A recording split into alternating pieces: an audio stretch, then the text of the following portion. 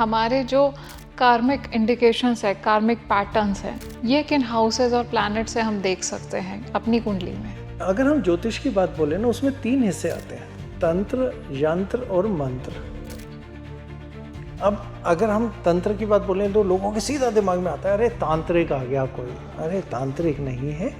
जो भी चीज़ हम कार्य अपने शरीर को साथ में लगा के और या अपने शरीर को अर्पित करके करते हैं, वो तांत्रिक हो जाता है। अच्छा, जिसमें हमारा शरीर इन्वॉल्व है, इसमें शरीर, वो तांत्रिक है। इसमें दान भी आ जाता है। अच्छा, दान भी है। योगी तांत्रिक है।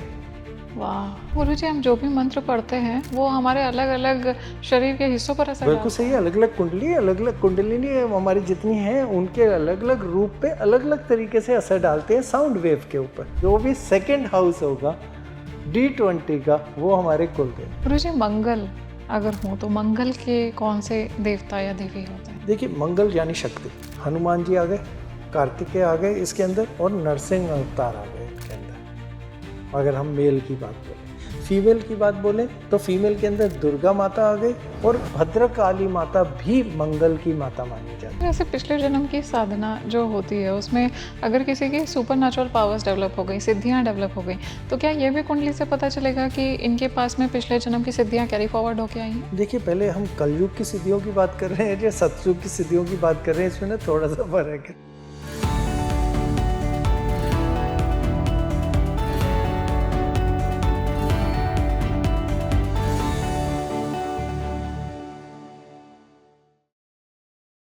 हमारे अंदर हमेशा ये जिज्ञासा रहती है कि जो हमारी पास्ट लाइफ है या पिछले कई जन्म हैं, इनका जो कार्मिक डेट है, जो कार्मिक पैटर्न है, क्या हम अपनी कुंडली में देख सकते हैं और इनके रहस्यों को हम डिकोड कर सकते हैं? किस तरह से पता चलेगा कि आपकी जो कुंडली में हाउसेस में ग्रह बैठे हुए हैं वो आपको क्या दे रहे हैं? आज इन सभी बातों को हम इस पॉडकास्ट में जानने वाले हैं, तो बिना देरी किए अपने अपने बर्थ चार्ट खोल करके बैठ जाइए, क्योंकि आज आपको पता चलने वाला है क्या पिछले जन्म की साधना को आप इस जन्म में कैरी फॉरवर्ड करके लाए हैं, और आपका जो कार्मिक डेट है और आपका जो कार्मिक पैटर्न है उसको आप अपनी कुंडली के किन हाउसेस में देख सकते हैं और पता लगा सकते हैं कि किस तरह के कर्म आपने किए होंगे। इसके साथ में अगर आपको ये नहीं पता है कि आपके इष्ट देवी देवता या आपके कुल देवी देवता कौन से हैं, कौन से देवी देवता के साथ में आपकी एनर्जी अलाइन करती है, तो ये भी आपको आपका बर्थ चार्ट बताएगा। उसे आप बर्थ चार्ट में देख सकते हैं, और इसके लिए आपको पूरा डिस्कशन एंड तक देखना पड़ेगा। नमस्कार, स्वागत है आप सभी का। मैं हूँ आपके साथ में आपकी ही आध्यात्मिक यात्रा में आपकी सही यात्री माधवी, और इसी बेहद खास डिस्कशन के लिए और इन रहस्यों को खोलने के लिए आज हमारे साथ एक खास मेहमान जुड़े हुए हैं, जिन्होंने ना सिर्फ समझाया है कि आप किस तरह से दे सकते हैं, बल्कि आपको वो गुरु मंत्र भी दे दिया है, वो फॉर्मूलाज भी दे दिए हैं जिनसे आप खुद पता लगा सकते हैं कि आपकी पास्ट लाइफ की मिस्ट्री क्या है और आप कैसे उसे डिकोड कर सकते हैं। बहुत कुछ नया जानने को मिलेगा आपको इस पॉडकास्ट में। जितना मुझे जानने को मिला है, मुझे कमेंट सेक्शन में ज़रूर बताइएगा कि जो कुछ भी आप इस डिस्कशन में आगे जानने वाले हैं, क्या आपने वो कहीं पहले सुना था या इसमें से क्या नया आपको जानने को मिला है। बहुत बहुत स्वागत करते हैं हम renowned celebrity astrologer and vastu expert guruji doctor Raj का। स्वागत है गुरुजी स्पीकिंग ट्री पर। नमस्कार गुरुजी, मैंने ऐसा देखा है कि अक्सर हम जानना चाहते हैं कि हमारे जो कर्म हैं, हमारे कार्मिक अकाउंट्स, इनका बेस क्या है और हमारी कुंडली से ये किस तरह से जुड़े हुए हैं।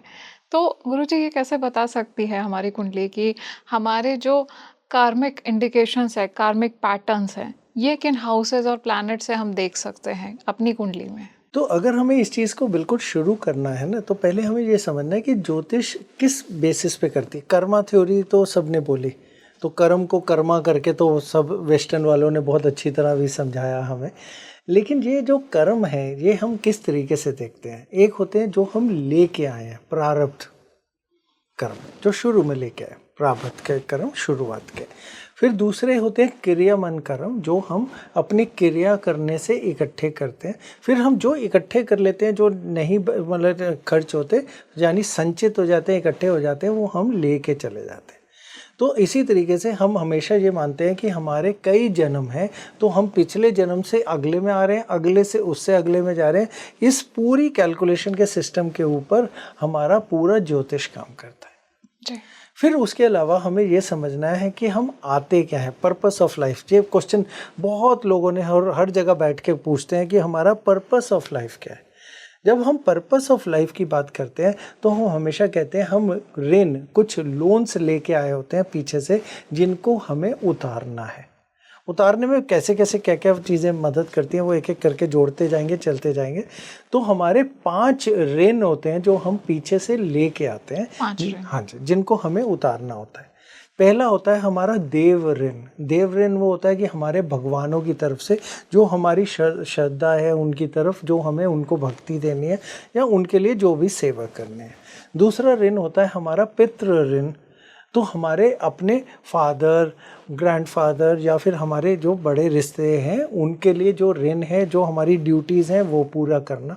तीसरा ऋण होता है हमारा ऋषि ऋण। ऋषि यानी हमारे गुरु, हमारे टीचर के प्रति जो हमारे कहते हैं जितने भी रिस्पॉन्सिबिलिटीज़ हैं उनको पूरा करना। फिर उससे अगला हमारा कहते हैं ऋण होता है भूत ऋण। भूत यानी जिसके अंदर हम जितने जानवर आते हैं, पेड़ आ गए, हमारे आसपास की कहते हैं इन्वायरमेंट का माहौल आ गया, उनसे जो भी हमारी रिस्पॉन्सिबिलिटीज़ है उनको पूरे करना। और आखिरी ऋण जिसको हम कहते हैं वो है मनुष्य ऋण, यानी हमारे साथ जितने भी लोग जीवित हैं या जो लोग हमारे साथ हैं, जो हमारे से जुड़े हैं, उनके प्रति हमें जो रिस्पॉन्सिबिलिटीज़ पूरी करनी है उसका ऋण। तो जब हम ये 5 ऋण उतारते हैं तो हम अपनी ये योनि यानी यहाँ के अपने कर्म को पूरा करते हैं और कुछ रिस्पॉन्सिबिलिटीज़ लाए हैं वो हम खर्च कर देते हैं, क्योंकि हमें कुछ पैदाइशी से चीज़ें मिलती हैं वो हम खर्च कर देते हैं। जो हम कहते हैं डेस्टिनी चार्ट्स, जो हमारे पर लिखे होते हैं, कुंडलियाँ जिनसे बनती हैं। फिर वो होती है फ्री विल, जिनको हम कर्म कहते हैं, कि जो कृष्ण जी ने अर्जुन को भी समझाया कि ये कर्म करिए तो हम आपको फल देंगे। तो फिर हम जो भी फल इकट्ठे करते हैं फिर वो हम संचित करते हैं, वो अगले जन्म के लिए लेके चले जाते हैं। इस पूरी कैलकुलेशन को हम 12 घरों में पूरी एक सर्कल में लेके जाते हैं। पहला घर हम, दूसरा परिवार, तीसरा जहाँ हम बोलचाल सीखे, चौथा माँ का, ऐसे करके हम पूरा 12वें तक जब तक पहुँचते हैं हम मोक्ष प्रदान या फिर हम चले जाते हैं। तो ये हमारी एक पूरी 12 घरों की जर्नी होती है। तो ये हमारा पिछले जन्म के साथ का हम जिसको रिश्ता लेके जाते हैं वो हम इसमें मानते हैं। गुरुजी, एक मेरा अंदर क्यूरियोसिटी आ गई कि ये जितने भी हमारे कार्मिक डेट्स हैं ये एक ही जन्म के होते हैं या मल्टीपल बर्थ्स से जुड़े हुए होते हैं जो हमारी कुंडली में दिखते हैं? देखिए, आपको एक बिल्कुल सच बात बताए, जो अभी तक यहाँ से गए हैं ना उनमें से किसी ने भी हमसे आके बातचीत नहीं करी है, और अभी हम तो गए नहीं हैं वहाँ पे। हम जो भी आपको बता रहे हैं ये उस वेद प्रधान चीज़ बता रहे हैं जो हमें लिखित मिली। लेकिन हाँ, हम ज़रूर ये मानते हैं, क्योंकि अगर हम ये मानते हैं कि कोई बच्चा बड़े कहते हैं परिवार में पैदा हो गया और कोई बच्चा गरीबी में पैदा हो गया, जिसमें से एक हम भी थे, तो कुछ ना कुछ तो कहीं ना कहीं लिखित होगा जो हमें वो योनि मिली और किसी को कोई ज़्यादा मिली। हम ये भी मानते हैं क्योंकि अगर हम सब जीवित हैं तो हम जीवित सिर्फ एक ही कारण से होते हैं, जिसे हम कहते हैं चेतना। कुछ लोग इसे आत्मा का नाम भी देना चाहते हैं, लेकिन हम इसे कहते हैं चेतना। तो अगर हम में भी चेतना है, जानवर में भी चेतना है, कीड़े में भी चेतना है, तो अगर वो सिर्फ उस चेतना से कीड़े बना या हम इस चेतना से मनुष्य बने, तो कुछ तो ये होगा जो हम ये चलता ही जा रहा है, जो ख़त्म नहीं हो रहा। और वो जब चेतना हमसे छूटती है, जब हम कहते हैं हम मृत्यु योनि की तरफ को चले जाते हैं, तो वो चेतना कहीं तो जाती होगी। वो कहाँ जाती है हमने कभी देखा नहीं है अभी तक। कभी हम जाएंगे तो शायद किसी को आके वहाँ से आवाज़ दे के बता पाए। लेकिन वो अगर हम माने तो हाँ, यही है, एक ये चेन चल रही है, उसी चेन के हिसाब से हम समझते जाते हैं। और अगर हमने जो हमारा अपना एक्सपीरियंस है ये बात बोले कि हमने जितनी बार भी वो सारे तथ्य लगाए, वो हमेशा पूर्ण 100 में से 100 निकले। अच्छा। तो वो जब हमने पूरा, अगर हमने पिछले जन्मों का जो भी ग्रहों ने उनका वो योग बनाया और उनकी जो जो हमें रिस्पॉन्सिबिलिटी या उद्देश्य दिखे, उन्होंने वो ही रास्ता अपनाया। हाँ, उस रास्ते के अंदर जो उन्होंने अपने लिए बदलाव करे, अपने कर्म से करे, वो अलग बात है।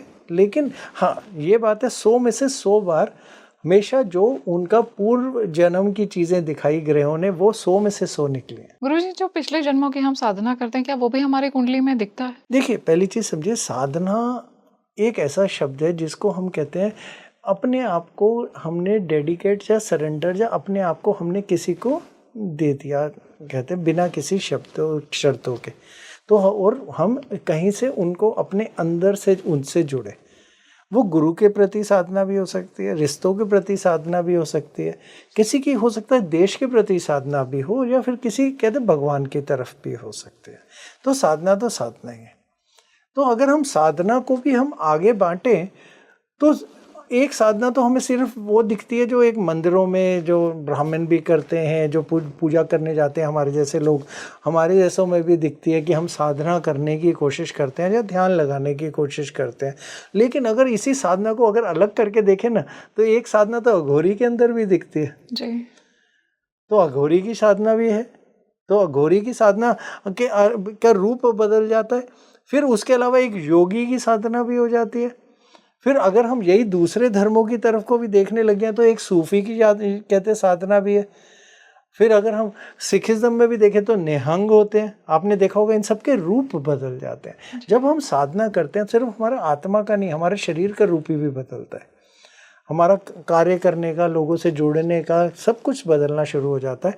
तो वो हमारा एक साधना का सिस्टम है। यही ज्योतिष के अंदर ही, इसी को हम थोड़ा आगे लेके जाते हैं।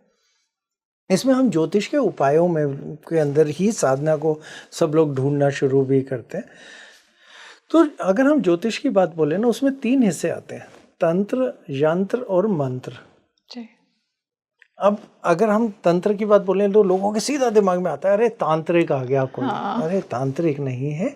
जो भी चीज़ हम कार्य अपने शरीर को साथ में लगा के और या अपने शरीर को अर्पित करके करते हैं, वो तांत्रिक हो जाता है। अच्छा, जिसमें हमारा शरीर इन्वॉल्व है, इसमें शरीर, वो तांत्रिक है। इसमें दान भी आ जाता है। अच्छा, दान भी है। योगी तांत्रिक है।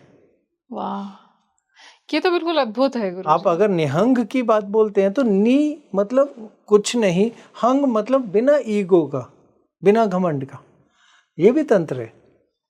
तो तांत्रिक मतलब अब योगी तांत्रिक है। आप जो योगा करते हैं वो तंत्र से जुड़े हैं, क्योंकि वो शरीर को इस्तेमाल करके कहीं ऊपर की शक्ति के साथ जोड़ने की कोशिश करें। कोई अंदर भी शक्तियों को ढूंढते हैं, हम हर बार ये नहीं बोलेंगे बाहर से, कोई लोग अंदर से भी जुड़ रहे हैं, वो तांत्रिक। इसमें दान को भी हम एक तरीके से तंत्र ही मानते हैं, क्योंकि उसमें शरीर लग जाता है। किसी की सेवा, शरीर लग गया, आपने आके गुरुद्वारे में सेवा करी, मंदिर में सेवा करी, मस्जिद में सेवा करी, वो तंत्र लग गया। तो तंत्र मतलब शारीरिक रूप से हमने कोई चीज़ लेने के लिए अपने आप को अर्पित कर दिया। तो अब तांत्रिक भी यही करते हैं ना, अपने ऊपर वो सब कुछ ही, जिसमें हमने अभी आपको अघोरी और ये सब भी बताया था, ये साधना रूपी ही है, लेकिन तंत्र का सिस्टम यानी जहाँ शरीर लगा दिया। ठीक है, बड़ा सीधा सा, समझने में बहुत आसान लगता है, लेकिन हमने बना दिया क्योंकि पैसा तो कमाना है तो डराने के लिए बना दिया। लेकिन दूसरी चीज़ फिर है यंत्र। अब यंत्रों में कुछ भी आ जाता है। आप जो ये पत्थर पहनते हैं या जो लोग देते हैं, ये भी यंत्र है। अच्छा, पिरामिड रख लिया, यंत्र है। ये पेड़ लगाइए, यंत्र है। ये कपड़ा पहनिए, यंत्र है। हम कोई भी काम कर रहे हैं, सब यंत्र है। कोई शेप बनाइए, यानी एक कोई हमने एक इंस्ट्रूमेंट को इस्तेमाल किया। इंस्ट्रूमेंट का मतलब हिंदी नाम ही यंत्र है। हमने कोई स्टोन पहन लिया तो वो भी यंत्र है ना, यंत्र है। तो कोई भी इंस्ट्रूमेंट बनाया, कोई भी शेप बनाई, कोई भी मटेरियल लगाया, वो यंत्र है। अद्भुत, बड़ा आसान सा। फिर आखिरी में बच गया मंत्र। मंत्रों में तो क्या समझाना, मंत्र है साउंड के बेसिस के ऊपर, जिसमें श्वास भी इन्वॉल्व हो जाए, वो मंत्र है। अब मंत्र मतलब सिर्फ साउंड वेव्स, जिसमें हमारी श्वास भी इन्वॉल्व है और साउंड भी इन्वॉल्व है, ये मंत्र है। हमारे कान, क्योंकि साउंड, हमारी सांस जिससे वो है, और वो शब्द, वो मंत्र है। अब मंत्र का मतलब ये नहीं है कि आपने ये उच्चारण, आपने सुना होगा महामृत्युंजय मंत्र, आप अगर सही बोलेंगे तो बहुत फायदा, गलत बोलेंगे तो आपका नुकसान हो जाएगा। ऐसी ऐसी धारणाएं चलती हैं। अब है क्या मंत्र? अगर आपको समझाने के लिए बहुत सीधे तरीके से समझाए, महामृत्युंजय मंत्र से हमारे गट यानी इधर में कहते हीट पैदा हो जाती है। आप महामृत्युंजय मंत्र बिल्कुल सही तरह करेंगे, आपके यहाँ पे हीट पैदा हो जाएगी। तो जो जठराग्नि होती है, क्या वही एक्टिवेट होती है गुरुजी, या ये अलग तरह की? बिल्कुल, आपको सिंपल सी चीज़ बता रहे हैं ना। इसमें होना क्या है, आपको क्या कहते हैं, आपकी जान बच जाएगी। आप महामृत्युंजय करेंगे। अब खाना आपका कहाँ बचता है? पचता है जाके पेट गट में। गट में। दवाई कहाँ काम करती है? आपके गट में। आपके शरीर के अंदर ऊर्जा कहाँ से आएगी? आपके गट से। जब वो काम करना बंद कर देता है आपका शरीर गिरता है। तो महामृत्युंजय ने कहाँ असर किया? चलिए आपके लिए एक और एग्जाम्पल देते हैं। आपने सुना होगा सरस्वती मंत्र करिए पढ़ाई आ जाएगी। क्या होता है? यहाँ पे हीट पैदा कर देता है वो सरस्वती मंत्र। आप पूरे उससे सुनिएगा, यहाँ पे हीट पैदा हो जाएगी। आपके दिमाग में हीट पैदा होगी तो आपको जो भी आपने पढ़ा वो याददाश्त में अच्छी तरह आपको उतरने लग जाएगा। तो गुरुजी हम जो भी मंत्र पढ़ते हैं वो हमारे अलग अलग शरीर के हिस्सों पर असर बिल्कुल डालता सही है। है। अलग अलग कुंडली, अलग अलग कुंडलिनी हमारी जितनी है उनके अलग अलग रूप पे अलग अलग तरीके से असर डालते हैं साउंड वेव के ऊपर। तो रिलीजन है क्या? रिलीजन है एक साइंस, जीने का तरीका, प्योर साइंस है। स्पिरिचुअलिटी है उस शक्ति से जोड़ने का तरीका। थोड़ा सा फर्क है, इन दोनों में भिन्न है हल्का सा। तो जब हमें रिलीजन के अंदर ये शब्द सुनाए गए तो वो इसलिए समझाए गए क्योंकि आप मानेंगे नहीं। अगर आपको बोले ये म्यूजिक सुनेंगे और आप ठीक हो जाएंगे, आप नहीं मानेंगे। तो उन्होंने उसको शब्द रूपी कर दिया, भगवान के एक रूपी बना दिए। क्योंकि अगर आपको उस रूप में वो जैसा आप उन्हें देखना चाहते हैं नहीं देखेंगे, आप विश्वास नहीं करेंगे। तो हमारे अपने लाइफ के एक्सपीरियंस, खासकर इंडिया के लिए, रेड लाइट पे कम लोग रुकते हैं लेकिन बिल्ली रास्ता काट जाए तो सारे लोग रुक जाते हैं। ये तो होता है गुरु। तो ये रिलीजन की खूबसूरती है, ठीक है ना। तो जो भी चीज़ हुई उसको समझाने का एक तरीका उन्होंने रिलीजन से बना दिया। अब जैसे हम शनि देव की बात बोलें, अरे आप जाइए और सरसों का तेल चढ़ाइए। सरसों का तेल चढ़ा चढ़ा के फेंकने का फ़ायदा नहीं होता। उससे भगवान खुश क्या होंगे? आपने तो अनादर कर दिया एक हमारे रिसोर्स का। लेकिन होता क्या है, जब शनि अपने प्रकोपी होते हैं तो आपके शरीर में बहुत खुश्की हो जाती है। अच्छा, ये बिल्कुल नेचुरल है। जिसकी ड्राइनेस आ 7.5 लगी उसके शरीर में, कहते हैं पक्की बात है, कहते हैं आयरन डिफिशियंसी और खुश्की आ गई शरीर में। तो फिर क्या कहते हैं, लोहे की कढ़ाई में खाना पका के खाइए, आयरन आपका बूस्ट हो आयरन जाएगा। पूरा हो गया। फिर वैसे ही आपको क्योंकि खुश्की आ गई तो सरसों का तेल का इस्तेमाल ज़्यादा करना, क्योंकि खुश्की के लिए सबसे अच्छा तेल सरसों का। सरसों का तेल। ऐसे ही फिर सूर्य को ले गए। आप सूर्य में जाते हैं तो आपकी कहीं ना कहीं एक शरीर की ऊर्जा कम हो जाती है। और ऊर्जा आपको कैसे मिलेगी? बड़ा सिंपल सी बात है, वहाँ पे विटामिन डी कम हो गया, मतलब B1 और डी, ये दो चीज़ें कम है। अगर आपका सूर्य नेगेटिव हो गया तो वो कहते हैं सूर्य, सुबह के टाइम जाके सूर्य को जल चढ़ाइए और साथ में सूर्य परिणाम करिए। वो सुबह के जो सूर्य के अंदर की जो किरणें हैं उससे बॉडी में सबसे अच्छा विटामिन डी बनता है, सबसे आसान। और जब हम सूर्य नमस्कार करते हैं वो हमारे सारे उसके शरीरों को के पूरी एनर्जी के मूवमेंट को खोल देता है। तो ये सारा साइंस ही है। बस साइंस को समझाने के लिए उन्होंने इसे रिलीजन रूपी बना दिया, बस और कुछ नहीं है। प्योर साइंस कैसे जीना चाहिए वो रिलीजन है। अद्भुत विज्ञान है गुरुजी, हर चीज विज्ञान से ही कनेक्टेड है। मैं देख रही हूँ कि हाँ जी बिल्कुल, आप जिंदा हैं ये भी एक विज्ञान ही है। अद्भुत। और जब आप कोई मर जाएगा वो भी एक विज्ञान ही है। उसके अंदर आप कोई और इससे आगे कुछ चीज़ नहीं ढूंढ पाएंगे। गुरुजी, आप कुंडली में हम कौन से घरों को देखें जिससे हमें पता चलेगा कि हम हमारा कार्मिक पैटर्न क्या है और किस तरह से हमारे कार्मिक डेट्स इस लाइफ में जुड़े हुए हैं, बंधे हुए हैं? देखिए बड़ा सीधी सी बात है। अगर हम कहते हैं पहले हम ग्रहों से देखेंगे, घरों से ज़्यादा पिछले जो जन्म से हमें ग्रह जोड़ता है ना, वो है राहु और केतु। राहु और केतु, क्योंकि ये वो नोड्स हैं, वो शैडो प्लैनेट है जो हमें पिछली ज़िंदगी से कहीं ना कहीं जोड़ के ला रहे हैं। हमेशा कहा जाता है, आपने सुना ही होगा, आपके लिसनर्स ने भी सुना ही होगा, कि जहाँ पे केतु बैठे वहाँ पे पिछले साल जन्म का हमें कुछ ऋण उतारना होता है। और जहाँ पे हम राहु बैठे तो हमें जो पिछले जन्म में नहीं मिला उसकी हम कुछ इच्छाएं लेके पैदा हो जाते हैं। ठीक है ना, ये बड़ा एक सीधा सा पैटर्न है। तो जहाँ से हमारे पिछले जन्म में जो हमें नहीं मिला उसकी इच्छाएं हैं तो वहाँ राहु होगा आपके वहाँ पे। और जो हमें उधार उतारना है या कहीं जो हमें रह गया और जहाँ हमारी रिस्पॉन्सिबिलिटी है जो हम पूर्ण करनी चाहिए हमें, वहाँ पे केतु बैठा हो। तो मतलब कार्मिक डेट्स केतु देखता है पूरा। हाँ, केतु उसका सबसे मेजर रोल है कार्मिक डेप्थ का। लेकिन हाँ, राहु का भी रोल आता है इसके अंदर, क्योंकि राहु इच्छाएं भी तो पिछले जन्म की उठा के ला रहा है। कोई अधूरी इच्छा है तो बिल्कुल सही बात है। इसमें शनि का भी रोल आ जाएगा। ये कैसे गुरुजी? क्योंकि कर्म तो वही करवाएगा ना। अगर वो पिछले जन्म में कर्म का कहीं एक्टिवेशन और कहीं उसके नज़दीक नहीं आ पाया तो वो नज़दीक आके कर देगा, तो वो केतु के साथ ही बैठा मिल जाएगा।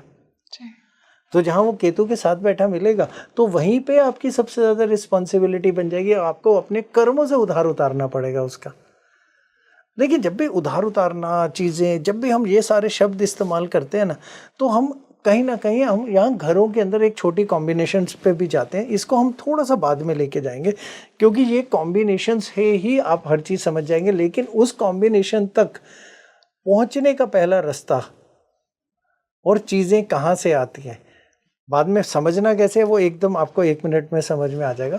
सबसे पहला कैसे समझ में आती है, ये जैसे हमने आपको बताया कि 5 ऋण होते हैं, वैसे हमारे कुछ देवता होते हैं जिनके साथ हमें अपनी साधना जोड़ के जो हम लेके आए हैं उनका कहते हैं पूर्णता हमें मिलती है। ठीक है, अच्छा। सीधे सर उनसे पूर्णता मिलती है। अब वो क्या नहीं लेके आए या क्या लेके आए वो जैसे ही समझेंगे ना, और हमें रास्ता पहले से पता ही होगा, तो हमें चलना आसान हो जाएगा। तो इसलिए हम आपको इस पूरे रास्ते से लेके चलते हैं। तो हमारे जैसे आपने नाम सुना ही होगा कुल देवता या इष्ट देवता, जी। तो हम आपको ना ये थोड़ा थोड़ा समझाते जाएंगे और कैसे जानना है इन्हें साथ साथ आपके को साथ साथ समझाते हुए भी चलेंगे। गुरुजी, एक एक मेरा क्वेश्चन है इससे पहले कि क्या ये देवता हमें चुनते हैं, हमारे इष्ट हमें चुनते हैं, या फिर ये डिसाइडेड होता है? जी देखिए, हमें तो नहीं पता उन्होंने चुना या हमने उनको चुना, लेकिन हमारे जो कहते कुंडली के घर हैं या ग्रह हैं वो हमें ज़रूर बताते हैं कि हमें इनके साथ जुड़े होंगे तो ये हमारे लिए रास्ता आसान होता जाएगा। देवता होते क्या, पहले चीज़ समझिए, भगवान और देवता में ना थोड़ा सा फ़र्क है। फर्क है? बिल्कुल जी, भगवान तो हमारे त्रिदेव ही हैं, जी। बाकी सारे देव हैं। अच्छा। इसीलिए वो 33 कोटि, उसी से नाम और चीज़ें, 33 तरह के भगवान देवता हैं, भगवान नहीं है वो। तो देव ठीक है, उन्होंने अमृत पान किया हुआ है, अमृत पान होने की वजह से वो मर नहीं सकते। ठीक है, इतना तक तो आपको पता ही होगा जी। लेकिन मर नहीं सकते का मतलब ये नहीं है कि उनका शरीर नहीं कट सकता या शरीर वापस बन जाएगा। तो राहु केतु भी इसी का, नहीं तो राहु केतु भी तो वापस जुड़ जाते, जी। क्योंकि उन्होंने भी अमृत पान किया। मर नहीं सकते यानी वो खत्म नहीं हो सकते। जैसे अगर हम महाभारत में जाएं तो इच्छा मृत्यु वाले हमारे भीष्म पितामह थे, तो इसका मतलब ये हाँ, वो अपनी जान नहीं छोड़ेंगे, लेकिन जब तीर उनको भेज दिया तो वो उठ भी नहीं पाए। ये थोड़ी है तीर निकाला और वो ठीक हो जाएंगे, नहीं, अगर उनका हाथ कट जाता तो कट गया। तो ये चीज़ हमें बहुत ज़रूरी समझनी है। तो ये देव है, तो देवों के पास एक अनंत काल तक रहने की शक्ति है, पहली चीज़। फिर साथ में उनको एक और शक्ति यानी जिम्मेदारियां साथ में मिली, जिसके साथ जो ये मनुष्य थे, जो मनुष्य लोग हैं, उनकी जो रास्तों के ऊपर मदद करने का कार्य उन्हें मिला। जी। वो कार्य के अंदर हमें साथ दें, तो हमें ये समझना है कि हमारे कौन से ऐसे देव हैं जो मेरा साथ देंगे। हैं तो 33 कोटि के, तो उनमें से कौन से वाले हमारे साथ देंगे और कौन से के लिए अगर हम नहीं करें तो चल सकता है। तो सबसे ज़रूरी चीज़ ये समझना है। जैसे अगर हम एक एक करके देवों की उसमें चले जाएं तो हम 5 तरह के देवों की बात करते हैं। अभी हम सिर्फ नाम बता रहे हैं, फिर इसके बाद इनके डिटेल में चलते जाएंगे और कैसे आपको अपने उसमें जानना है वो भी साथ साथ बताते जाएंगे, तो बहुत आसानी रहेगी। तो सबसे ऊपर जिसको हम सबसे ऊंचा देव मानते हैं वो हमारे इष्ट देव हैं, इष्ट यानी नंबर 1। ठीक है, फिर उसके बाद हमारे पालन देव जो हमें पालते हैं, दूसरे हो गए धर्म देव जो हमारे धर्म के गुरु होते हैं, फिर होते हैं हमारे गुरु के देव, और फिर जो हम आखिरी में लेके जाते हैं हमारे कुल के देव यानी हमारी फैमिली के देव। अच्छा, इष्ट, पालन, गुरु, धर्म और कुल देव। तो ऐसे 5 हमारे देव होते हैं। इनकी तरफ हमारी एक रिस्पॉन्सिबिलिटी है, साधना इनके साथ करनी है। ये हमारी हर मुसीबत में साथ देते हैं। ये हमेशा आपने सुना होगा कुल देवी हैं, तो वो कुल देवी जिनको पता होती हैं तो वो हमेशा उनका साथ मिलता है। तो ये पूरे कुटुंब को देखती है? ये कुटुंब को देखते हैं, फैमिली के कुल की देवी हैं, तो उनका मतलब देव भी हैं या देवी भी हैं, मतलब दोनों में से कुछ भी हो सकते हैं। गुरुजी, हमें कैसे पता चलेगा कि हमारे देवता कौन से हैं, हमारे इष्ट देव कौन से, हमारी कुल देवी कौन से? देखिए ये ना सबसे इम्पोर्टेंट क्वेश्चन है, क्योंकि जिसने ये बात समझ ली उसे साथ मिल गया देव का। जिसको साथ मिला तो उसने अपनी मुसीबतों को, उसके जिम्मेदारियां बट गई जी। वो रास्ता साफ होता ही मिलेगा। कई लोग ना वेस्टर्न कल्चर में इसे एंजल्स का भी नाम बोलने लग जाते हैं, हाँ जी। और इस तरह से हमने जैसे अब मुस्लिम वालों के उसमें करते हैं तो वो कहते हैं जिन है। जिन और चीज़ों के ये सबका मानता अलग अलग है, लेकिन हम अपने सनातन के हिसाब से ही चलते हुए अगर चलें तो हमें सबसे ऊपर वाले जो पहले देव हैं, इष्ट देव सबसे ऊपर बहुत इंपॉर्टेंट है, इसलिए हम उन्हीं की बात सबसे पहले करना चाहेंगे। जी।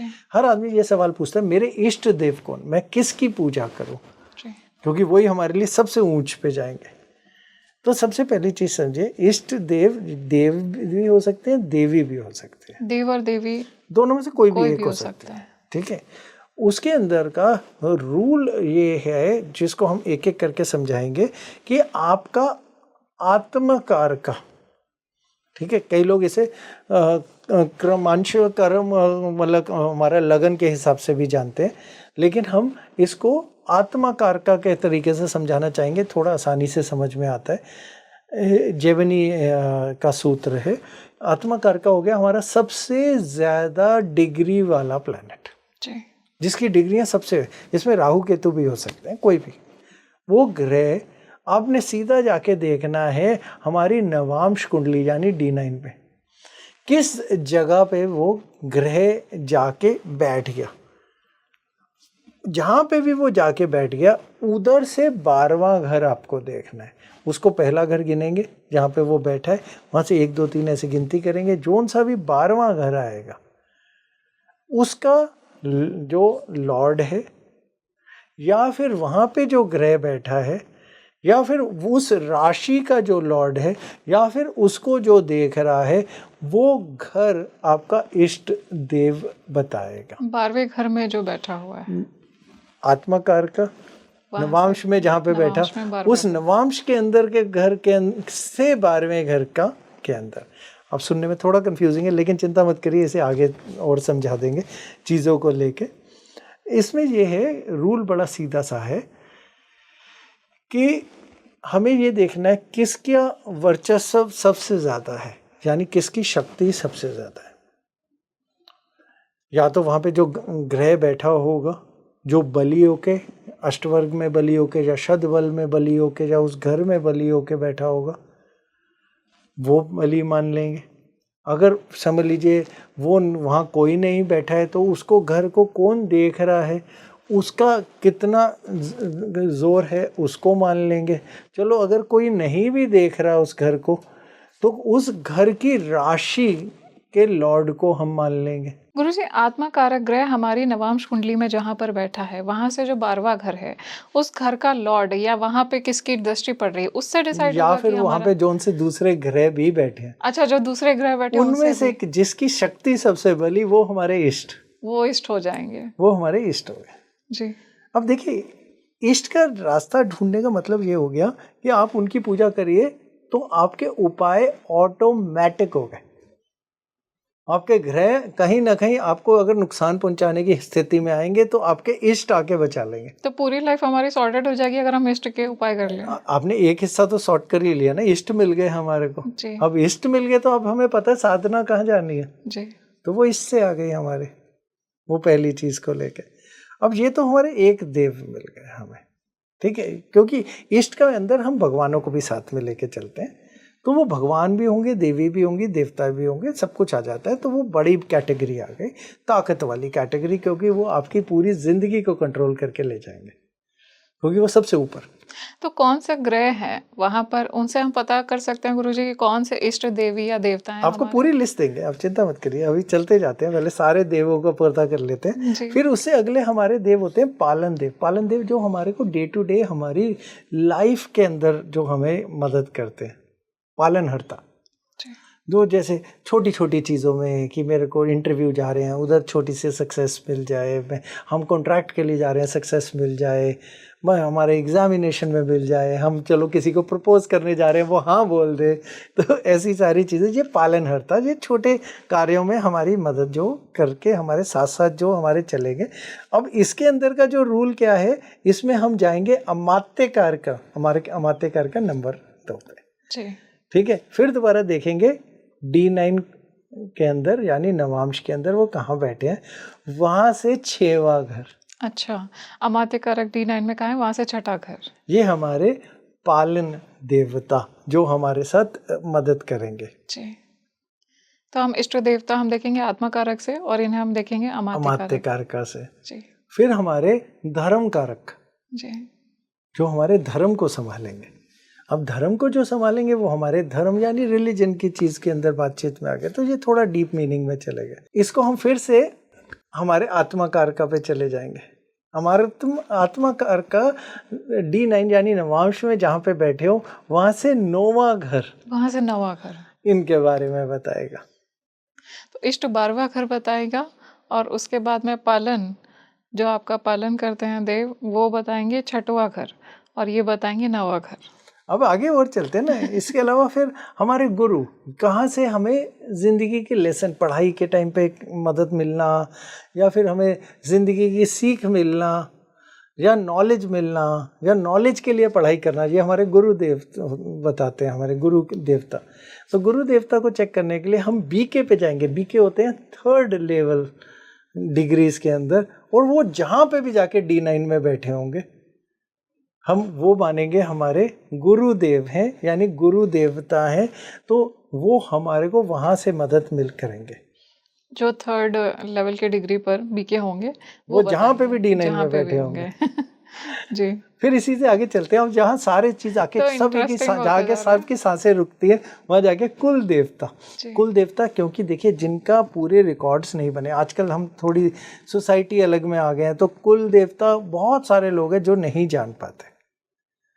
तो हर बारी हम कुल देवता का बिल्कुल एग्जैक्ट नाम ना जाने, लेकिन उनका प्रतिबिंब यानी उनसे वो किनके उसमें से फैमिली में से आए हैं, क्योंकि भगवानों की फैमिली से ही देव निकल के आए सारे के सारे, तो वो किस फैमिली से आए हैं ताकि हम उनके ऊपर वालों का, सबसे मेजर वालों की पूजा कर लें तो हम कुल देवता को शांत कर सकते हैं जी।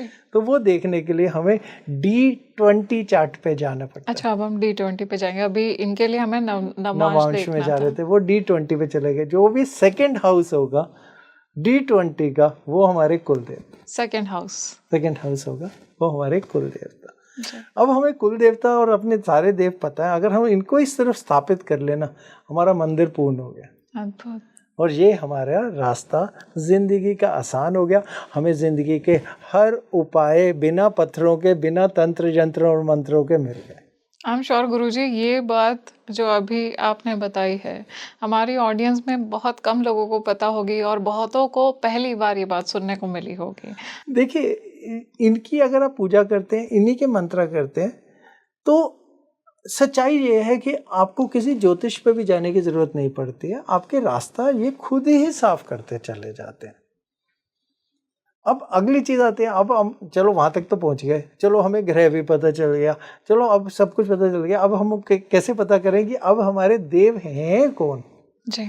वहां पे जाके एक चीज अटकेगी। इसका पहला रूल समझिए। पहला चीज आपको राशि देखनी है। जो भी घर का देव आप उसको देख रहे हैं, उस राशि को आपने सिर्फ ये देखना है वो ऑड राशि है या इवन राशि है। बड़ा एक सीधा सा रूल है, ऑड आई तो मेल यानी नर। हम बड़ा एक सीधा से कहते हैं कि जितने मर्द है ना वो सब ऑड है और जितनी इवन अगर राशि आई तो फीमेल। अच्छा, ऑड है तो नर देवता होंगे और इवन है तो फीमेल देवी होंगी। करेक्ट, ये उसका पहला अगला। फिर इसके आगे फिर ग्रहों के हिसाब से चलेंगे। तो अगर सूर्य ग्रह है गुरुजी, तो कौन सी राशि, कौन से देवता होंगे या देवी होंगे? देखिए अगर सूर्य आ गए, बड़ा सीधा सा है, राम जी आ गए, और माताओं में गायत्री माता को हम गिनाया जाएगा, जिनसे मंत्र भी निकलता था, उनका गायत्री माता। अब सर्च कर लेंगे तो आपको इंटरनेट पे सामने नजर आ जाएगा। गायत्री माता होंगी अगर सूर्य हो गए। और चंद्रदेव हैं तो देखिए अगर चंद्र आ गए तो कृष्ण जी सबसे पहली चीज। फिर उसके अलावा गौरी माता आ गई, ललिता माता आ गई और सरस्वती माता आ गई। आपको जिनके साथ ज्यादा कहते हैं जुड़ाव महसूस हो, आप उनकी तरफ को जा सकते हैं। अगर एक से ज्यादा हैं तो जिससे हमें ज्यादा जुड़ाव हो हम उनका पूजा नाम उठा सकते हैं। तो कईयों को सरस्वती से आता है कि आप उनका रूप ही देखिए, जहाँ से आपको जुड़ाव ज्यादा महसूस हो आप उनको ले लीजिए। और सभी की पूजा करना ऐसा जरूरी है गुरुजी? मतलब अगर सभी की पूजा कर सकते हैं क्या? सभी की कर सकते हैं, लेकिन देखिए कंफ्यूजन ही बढ़ेगा, फिर तो आप उलझते ही जाएंगे। जहाँ पे हमें देवों को पता करना और इष्ट देव और इनका पता करना है, इनके साथ तो हमारा मन जोड़ना चाहिए। जिनके साथ एक के साथ मन जुड़ रहा है, आप उनके साथ आगे बढ़िए, आपको रास्ता अपने आप दिखता जाएगा। गुरुजी, मंगल अगर हो तो मंगल के कौन से देवता या देवी होते हैं? देखिए, मंगल यानी शक्ति, हनुमान जी आ गए, कार्तिकेय आ गए इसके अंदर, और नरसिंह अवतार आ गए इनके अंदर। अगर हम मेल की बात बोलें, फीमेल की बात बोलें तो फीमेल के अंदर दुर्गा माता आ गई, और भद्रकाली माता भी मंगल की माता मानी जाती है। भद्रकाली माता और दुर्गा माता। दुर्गा माता जी। गुरुजी, और बुद्ध में कौन से देवी देवता होते हैं? बुद्ध के अंदर देखिए, बड़ा एक सीधा सा रूल इस सिस्टम पे जाते हैं हम। यहाँ नारायण यानी विष्णु जी को हम सबसे पहले लेके जाते हैं, लेकिन जब हम माता की बात इसमें बोलते हैं ना, तो यहाँ पे बोलेंगे त्रिपुर सुंदरी माता। त्रिपुर सुंदरी, हाँ, थोड़ा सा आपके लिसनर सर्च कर लेंगे, वो माता का नाम आता है जब अगर आपके इष्ट देव बुद्ध निकले तो, जिनकी श्री विद्या में पूजा होती है, त्रिपुर सुंदरी माता। हाँ जी। और या फिर विष्णु भगवान अगर देवता हैं तो। हाँ जी जी। गुरुजी, और बृहस्पति में? अब बृहस्पति में वरुण अवतार भी आते हैं, नारायण भी इसके अंदर लिए जाते हैं, और माता के अंदर एक माता आपने भी शायद सुना होगा, तारा देवी नाम आता है जी। तो तारा देवी माता बृहस्पति के साथ जुड़ती। और गुरुजी, शुक्र हो तो? देखिए, शुक्र होंगे तो बड़े से पहले तो सीधे जी परशुराम जी शुक्र के बिल्कुल माने जाएंगे। और साथ में अगर माता की बात बोले तो लक्ष्मी माता आती हैं, और साथ में पार्वती माता भी आती हैं, और गौरी माता भी इन्हीं के अंदर आ जाती है। पार्वती माता और गौरी माता दोनों एंड कहते हैं लक्ष्मी माता भी। हाँ, तो ये वीनस यानी शुक्र के भी। और शनिदेव की राशि में कौन सा? तो शनिदेव तो खुद ही शनिदेव तो अपने आ ही जाते हैं। फिर उसके अलावा उनका कुर्मा अवतार माना जाता है, और माताओं के अंदर काली माता की पूजा शनिवार के लिए हम साथ में लेके चलते। तो कुर्मा अवतार और काली माता। जी। और राहु ग्रह के लिए? राहु के लिए वरा आ गई, यहाँ पे दुर्गा माता फिर दोबारा उनका नाम भी आ जाता है, और साथ में चंडी माता का रूप भी राहु के अंदर हम गिनते हैं। तो चंडी माता और दुर्गा माता, इनमें से किसी की भी आप पूजा अर्चना कर सकते हैं। केतु में कौन से आते हैं? केतु के लिए तो सभी को पता भी है ज़्यादा करके, गणेश जी सामने आते हैं। और माताओं में माँ धूमावती माता आती हैं, वो हम केतु के लिए पूजा करते हैं। धूमावती माता की। तो इनसे जो भी नेगेटिव इम्पैक्ट होंगे, अगर इनकी पूजा करते हैं तो वो सब शांत हो जाएंगे। बिल्कुल सही बात है। देखिए, होता क्या है, इसी चीज़ को जो आपका अगला प्रश्न था, घरों के अंदर या हमारे किस तरीके से हम हाउसेस को लेके अगर हम जाते हैं ना, तो देखिए, जो हमारा पिछला जन्म का जुड़ाव है, वो हमारा 5वां घर हमें दिखाता है। लेकिन 5वां घर ना कहीं पे ईगो का घर भी है। ईगो, हमारा घमंड भी है।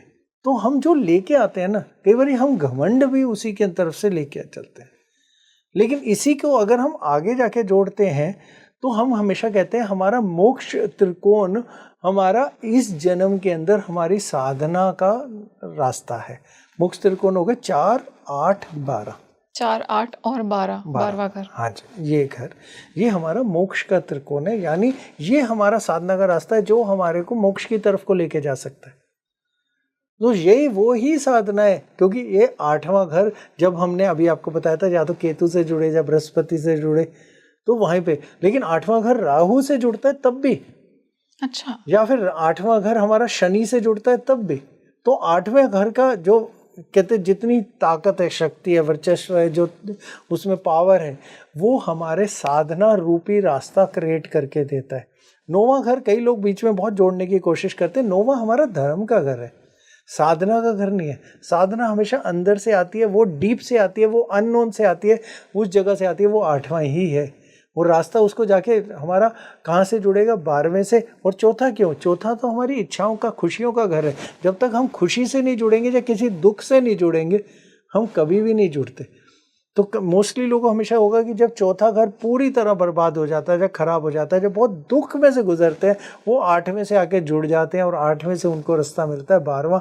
लेकिन उसका जो दिखाने का तरीका वो 5वें से निकल के आता है, जहाँ से हमारे कर्म शुरू होते हैं, और वहाँ से हम वो पीछे से लेके आए जाते हैं। गुरुजी, अगर ये तीनों घर मिल गए तो कौन से ऐसी जीवात्मा है या कौन से ऐसे लोग हैं जो साधना कर सकते हैं? क्योंकि साधना हर कोई तो नहीं कर सकता है। बिल्कुल सही कह रहे हैं आप। देखिए, होता क्या है, चंद्र हमारा कारक है साधना का, सीधा सीधा।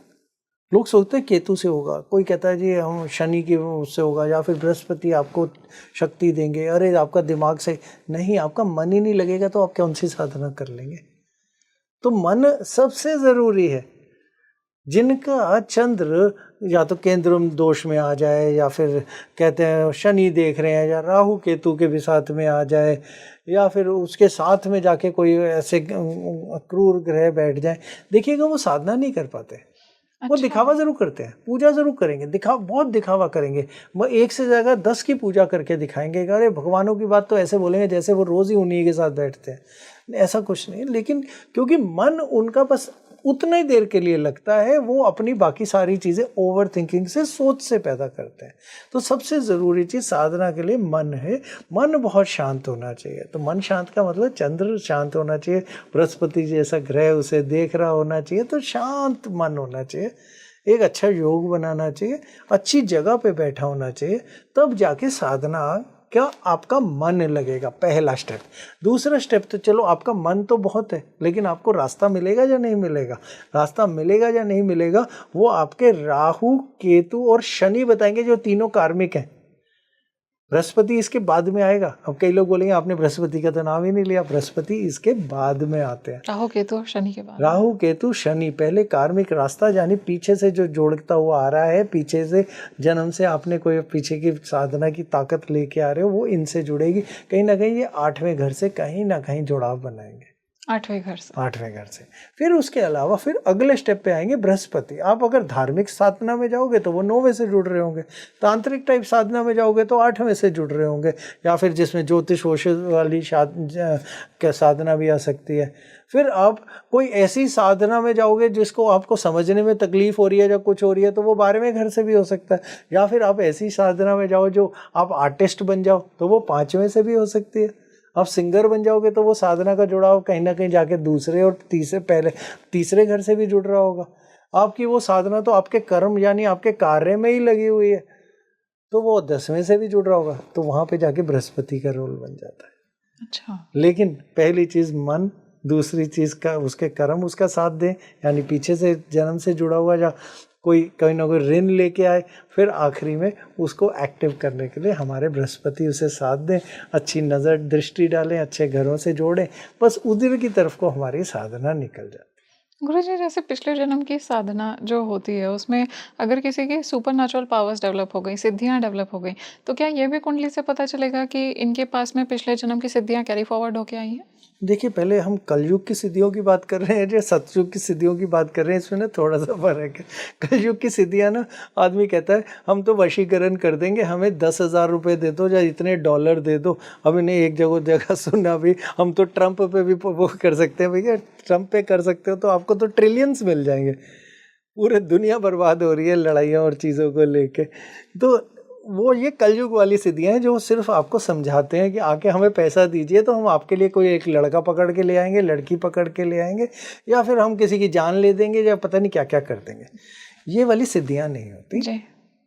ये तो जिनको कुछ बीमारी हो जाए या कुछ हो जाए, जैसे सोच की कोई चीज़, उन्हें डॉक्टर की ज़रूरत है, उनको उससे ज़्यादा की ज़रूरत नहीं होती। लेकिन अगर हम सिद्धियों की बात बोले, हमें एक जिसको सिद्धि मिलती है, देखिए पहली चीज़ समझिए, जिस पेड़ पे फल लगता है वो झुक जाता है, और जिसको सिद्धि मिलती है ना, उस आदमी को ढूंढना सबसे मुश्किल काम है, क्योंकि वो मिलता ही नहीं है किसी को। तो ये कहना कि सिद्धियां मिली हैं और वो सड़कों पे घूमेगा और लोगों से मिलेगा और उनके लिए 10-10, 20-20, 1-1 लाख रुपए के लिए कुछ ऐसे कार्य करके देगा, ये सब गलत काम है। ये सब चीज़ें नहीं है। जिनको सिद्धि मिलती है वो ही नहीं मिलता। तो जिसको मिल गई ना, वो गया, वो विलीन हो जाता है। अच्छा, ये पहली रूल है। दूसरी चीज़, हाँ आपने दूसरा शब्द किया सुपर नेचुरल पावर। हाँ, सुपर नेचुरल पावर्स हम पूरी तरह इसको मान के चलते हैं। इनमें नेगेटिव पावर्स वाली भी होती है, पॉजिटिव भी होती है, दोनों होती है। हाँ, आपके पास सुपर नेचुरल पावर है, आप किसी को देखते हो, उसको नज़र लग जाती है, वो बीमार हो जाता है। अच्छा, वो भी पावर है? पावर ही है ना, कहीं ना कहीं से पीछे से आप लेके आई हैं। ऐसे थोड़ी अचानक आपने किसी को देखा होगा, आप कहते हैं ना हमारे घर की एक आंटी थी, उन्होंने ऐसे आके बच्चे को देखा, वो बीमार हो गया। ये सुपर नेचुरली तो है, यानी नॉर्मल से अलग। बाकी किसी ने देखा, उसने वो अच्छी को, आपने किसी ऐसे देखा, उसने आशीर्वाद दिया, हमारा घर खुशहाल हो गया, ये सुपर नेचुरल है। तो एक होती है गुरुजी जैसे वाक सिद्धि, और एक होती है जैसे कहते हैं कि कुछ भी बुरा कह दे तो वो हो जाता है। तो ये पॉजिटिव और नेगेटिव है सेम सिद्धि का। वाक का मतलब ही बोलना ही है। जी वाक मतलब शब्दों की सिद्धि। जी तो कि हम जो शब्द बोले वो हो जाए, वो वाक सिद्धि। वाक सिद्धि वो सिद्धि है जो हमें नॉलेज से या फिर अध्यात्म की नॉलेज या रिसर्च से मिलती है, जिसमें ये ज्योतिष भी आता है, जिसमें ये रिसर्च के कार्य भी आ जाते हैं। ये हमें वाक सिद्धि दे के जाते हैं। फिर उसके अलावा कुछ कर्म सिद्धियाँ होती हैं कि जो हमने सुन लेते हैं कि जो होने से पहले हमें पता चल जाता है, तो वो वाली सिद्धियाँ भी होती हैं। लेकिन देखिए, सिद्धियों के मायने तब हैं या उनका यूज़ तब है जब वो असली में किसी की भलाई पे लगा जा सके, नहीं तो वो सिद्धि नहीं है, वो श्राप है। वो व्यक्ति ही श्राप है। अगर वो किसी गलत कार्य पे लग जाए या किसी लड़के के लिए लड़की पकड़ने पे लग जाए, तो वो व्यक्ति ही श्राप है, इस धरती के लिए श्राप है। वो अपने ऋण उतारने नहीं आया, वो ऋण चढ़ाने आया और दूसरों के ऊपर भी चढ़ा के ही जाएगा। अपने तो कर्म उतरते नहीं, दूसरों के भी और खराब कर जाएगा। तो वो एक अलग चीज़ है। लेकिन हाँ, ये सिद्धियाँ और ये चीज़ें हमें कहीं ना कहीं हमारी प्लानिटरी कैलकुलेशन और कॉम्बिनेशन से मिलती हैं, क्योंकि कुछ चीज़ें हमें, किसी को एक मिलना होता है तो हमें दो मिल जाते हैं। तो ये आठवां घर इसमें बहुत अच्छा कार्य करता है, क्योंकि आठवां घर का मतलब है एक चीज़ का अंत। लोग कहेंगे अंत हो गया, ये तो खराब हो गया, नहीं। अंत का मतलब नई शुरुआत आ गई। ये वो डीप नॉलेज है, वो डीप चीज़ की बेनिफिट है जो बिना मांगे मिल गया। इनमें से कुछ लोग ऐसे आपने देखे होंगे, ये भी कॉम्बिनेशंस ही है। कुछ समय पहले हम एक सेमिनार में समझा रहे थे कि कुछ लोग ऐसे होते हैं जिनको ज़रूरत से ज़्यादा वापस मिल जाता है। वो लगा करते एक है, उनको दो मिल जाता है। और कई लोग ऐसे होते हैं जो हज़ारों करते हैं लेकिन एक नहीं मिलता। अच्छा। तो ये सारे कॉम्बिनेशंस के खेल हैं। हाँ, इंडिविजुअल चार्ट्स के खेल हैं। ये कहना कि ये सिर्फ एक कॉमन एक चार जगह हुआ, तो देखिए 2 घंटे के अंदर ग्रह जहाँ जहाँ बैठे हैं ना वो बदलते नहीं हैं। तो इसका मतलब 2 घंटे में तो इंडिया में पता नहीं कितने बच्चे पैदा हो जाते हैं। तो इसका मतलब ये थोड़ी सभी को वो सिद्धियाँ मिल जाएंगी, ये सभी वो ऋण लेके आ गए। यहाँ तो हम कहते हैं 2 जुड़वा की कुंडलियाँ भी सेम नहीं होती, दोनों के रास्ते अलग अलग हो जाते हैं। तो ये थोड़ा सा वो है, ये इंडिविजुअल चार्ट्स की बातें हैं। कोई समझदार आदमी अगर आपकी कुंडली देख रहा है तो वो आपके हिसाब से आपकी सही चीज़ें बता सकता है। लेकिन ये जेनरिक रूल नहीं है कि बस एक लगाया तो सबके लिए कायम हो गया, ऐसे में नहीं आता। गुरुजी, जैसे किसी को नज़र कहा जाता है कि नज़र लग जाती है, तो क्या ये भी कुंडली से पता चल सकता है कि इस इंसान को नज़र लगने की ज़्यादा संभावना है, प्रोन टू इविल आई, या 100%। डार्क एनर्जी का इन्फ्लुएंस इंसान पर हो सकता है? ये कुंडली से पता चल 100%। सकता है? 100%। कितनी बार होता है कि लोग हमारे पास कुंडली लेके आते हैं, कहते हैं हम पे काला जादू हो गया। हम छूटते कहते हैं अरे आप पे तो हो ही नहीं सकता, आपके पे कौन काला जादू कर लेगा। वो होता क्या है, इसमें लगन का पहला घर, लगन कुंडली का पहला घर काम में आता है। लगन कुंडली का पहला घर हमारी पर्सनैलिटी है। इसको कितना स्ट्रांग है, कितना बड़ा अष्टवर्ग, एक आपको रूल बता रहे हैं। ऐसे तो मतलब करीब 15-16 रूल बनते हैं, एक आपको समझा रहे हैं उनमें से। ये हमारी लगन के अंदर अगर जो पहला घर अगर बहुत स्ट्रांग है, अष्टवर्ग बहुत ऊंचा है, उसमें कोई शैतान क्रूर ग्रह खुद बैठे हुए हैं, देख रहे हैं तो कमज़ोर करेंगे, लेकिन खुद बैठे हैं तो जैसे राहु जैसा बैठ गया। अब जहाँ खुद शैतान बैठा होगा या उसकी खुद की मंशा या सोच शैतानों जैसी होगी, उस पर क्या कोई नज़र लगा लेगा? वो दूसरों पे लगाएगा या कोई उस पे लगाएगा? उसका अष्टवर्ग बहुत बहुत ऊंचा है। अष्टवर्ग इतना ज़्यादा है, समझ लीजिए अगर हम बीमारी के हिसाब से बोले नज़र लगती है, कईयों को बीमार हो जाते हैं, उसका अष्टवर्ग 6वें घर से बहुत ऊपर है, बीमार नहीं होगा। अगर चलो जी उसका अष्टवर्ग उसके कहते हैं 10वें भाव से ऊपर है, उसके काम कार्य पे कभी कोई नज़र नहीं लगेगी। अगर उसका अष्टवर्ग 4थे घर से बहुत ऊपर है तो उसको कभी खुशियाँ या अपने घर में कोई परेशानी नहीं आएगी। तो इस तरीके से अलग अलग तरीके से हमें देखा जाता है। हाँ, 100% पता चल जाता है किसको लगेगी नज़र, को किसको नहीं लगेगी। जो नज़र जिन पे लगनी होती है हम उनको पहले ही कहते हैं कि उपाय करके, आदतों के उपाय, क्योंकि हम ये पत्थरों के उपाय तो हम भी नहीं, खुद भी नहीं करते हैं कि ये भगवान से चीटिंग अलाउड नहीं है। तो हम हमेशा कहते हैं आदतें पहले ही ऐसे बनाइए कि आपको नज़र दोष ना पकड़े, यानी दिखावे मत करिए, सामने मत आए, वो सब चीज़ें बोल बोल के शोर मत मचाइए।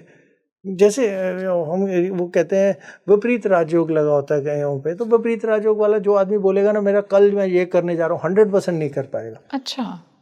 100%। जिसके फलीभूत नहीं विपरीत होगा। राजयोग लगा होगा उसकी कुंडली में देख लेना, जब उसने ज़्यादा शोर मचा के कोई काम करने की अनाउंसमेंट कर दी तो वो फेल हो गया। जब उसको पता होगा ना, पूरा 100% विश्वास होगा ये हो जाना, वो होगा ही नहीं।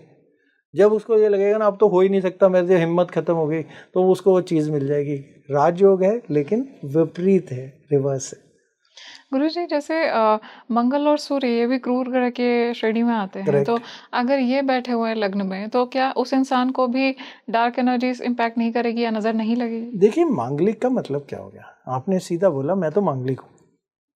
अब मंगल मेरा बली है और मैं मांगलिक हूँ, तो मेरे को दूसरों की नज़र नहीं चाहिए नुकसान पहुंचाने के लिए। मैं अपनी हरकतें इतनी ज़्यादा करूँगा जल्दबाजी में कि दूसरे को नुकसान की मेरे को ज़रूरत नहीं, अपना दुश्मन मैं खुद बन जाता हूँ। समझे? तो ये वाली जो एक एक सिंगल प्लेसमेंट है, ये पूरा रूल नहीं होता, लेकिन हाँ ये आपकी आदतों को ज़रूर समझाता है। फिर अगली चीज़ वो किस राशि में बैठा है, फिर सवाल आएगा। फिर अष्टवर्ग क्या है, फिर उसको कोई अच्छे ग्रह देख रहे हैं या नहीं देख रहे, चलो कोई बात नहीं, वहाँ पे तो वो ऐसा बैठ गया, लेकिन उसके अलावा की कहते हैं नवांश में जाके उसकी क्या पोजीशन बनी, चलो कोई बात नहीं, आपने हर चीज़ आपने डिनायल की या बर्बादी की या खराब लिखी हुई है D1 में, उसकी दशा ही नहीं लगी तो पूर्णता नहीं होगी। चलो दशा भी लग गई तो उसका गोचर ही नहीं आया तब पूर्णता नहीं होगी। तो ये बड़े सारे छोटे छोटे नियम हैं। किसी का ये कह देना कि भैया आपकी तो ज़िंदगी बर्बाद होगी, आपका ग्रह यहाँ बैठ गया, और ये पूरे वर्ल्ड में 1/12 लोगों की कुंडलियों में बैठने की पूरी संभावना बनेगी, तो क्या पूरे वर्ल्ड में जहाँ बिलियंस की पॉपुलेशन है, इंडिया की पॉपुलेशन ही करीब 4 बिलियन के आसपास है अंदाज़ा, जहाँ तक हमें पता है, तो क्या आप कहना ये 1/12 लोग बर्बाद हो गए? ऐसा हो सकता है? तो अगर किसी शुभ ग्रह की दृष्टि भी पड़ रही है और वो पॉजिटिव इम्पैक्ट डाल रहा है, तो नेगेटिविटी इसकी नलीफाइड हो जाएगी, यानी कि ऐसा शुक्र। नहीं है, नलीफाई का फिर कोई रूल नहीं है। अच्छा। पहला रूल, हाँ उसकी वो प्लेसमेंट को स्ट्रेंथ मिल जाएगी पूर्णता करने का। देखिए रूल बड़ा सिंपल समझिए, D1 हमारा कॉन्ट्रैक्ट है भगवान के साथ, उस कॉन्ट्रैक्ट में जो लिखा है उसकी पूर्णता का जो पीरियड है वो हमारी दशा है। लेकिन पीरियड आ गया, फिर भी पूर्ण होगा या नहीं होगा वो गोचर डिसाइड करेगा, जो इसने लेके आना है वो गिफ्ट। गोचर ही नहीं लगा तब भी पूर्ण नहीं होगा, गोचर पहले आ गया डबल भी दे देगा। तो ये कॉम्बिनेशंस में जाता है। फिर आप उसमें बोलिएगा दशा तो लग गई, अरे दशा एक है, उसके 5 हिस्से नीचे तक जाते हैं, तो कौन से की लगी और किस स्ट्रेंथ पे लगी। फिर चलो लग भी गई, गोचर भी आ गया, तो भाई उस ग्रह को देने की शक्ति में उसकी शतबल कैसी थी, उसकी खुद की डिग्निटी कैसी थी, वो किस रूपी में था, वो कहते हैं वो बचपन में था या कहते वृद्ध अवस्था में था, फिर उसके अलावा हम कॉम्बस था या वक्री था, फिर बड़ी सारी चीज़ें कैलकुलेशन होती है। सिंगल रूल्स ज्योतिष में कोई काम नहीं करता। ये इतना आसान नहीं है कि हम सिर्फ एक कुंडली का एक चार्ट देखें और बोल दें अभी तक, नहीं तो हमने आपको इतने सारे चार्ट्स की बात बोली, वो ही नहीं देखने की ज़रूरत फिर तो। Thank you so much Guruji for joining us today. इतना समय निकाला आपने और इतना कुछ नया बताया। आई एम श्योर मुझे जितना कुछ नया जानने को मिला है, मेरी ऑडियंस को भी बहुत कुछ ऐसा जानने को मिला है इस डिस्कशन से जो उन्हें पहले नहीं पता होगा। और इस तरह के गोल्डन रूल्स जो आपने समझाए, जिससे वो खुद देख सकते हैं अपनी कुंडली में कि उनके इष्ट देव कौन से हैं। It's such a divine discussion. Thank you so much for joining. नमस्कार। नमस्कार। देवी देवता क्या आपकी कुंडली से भी जुड़े हुए हैं? और क्या सिर्फ कुल देवी देवता और इष्ट देवी देवता नहीं, बल्कि ऐसे 5 देवी देवता हैं जिन्हें आपकी कुंडली बताएगी कि वो आप कैसे उनके बारे में जान सकते हैं? इस रहस्य को आज हमने जाना है और इसके साथ हमने ऐसी बहुत सारी बातें जानी हैं जिन्हें आपने पहले कभी कहीं नहीं सुना होगा। अगर आपका ऐसा कोई सवाल है जो आप चाहते हैं हम गुरुजी से आने वाले एपिसोड में लें, तो उसे कमेंट सेक्शन में ज़रूर मेंशन करिए। हम आपके सारे कमेंट्स को पढ़ते हैं। इस वीडियो को लाइक करिए, शेयर करिए, हमारे चैनल को सब्सक्राइब करिए और ज़्यादा से ज़्यादा इसको उस इंसान तक पहुंचाइए जिसे इसकी ज़रूरत है, जिसे एक गाइडेंस चाहिए। आज के लिए मुझे दीजिए इजाज़त। नमस्कार।